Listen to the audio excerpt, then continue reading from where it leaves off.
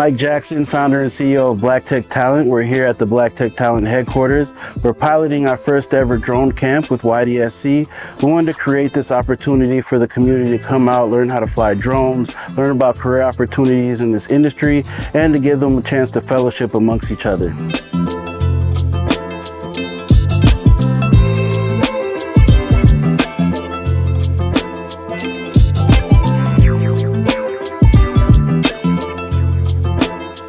My favorite part about the drone camp was probably hopping on the simulator because it's kind of testing my skill constantly. So I'm improving more and more. So I find that to be the most fun. My favorite part was connecting with everybody, and because all of us wanted to, fly the drones. My favorite part about the camp is being able to fly real-life drones and have that experience. I learned how the drones actually work and how they're made. The hardest part was the simulator.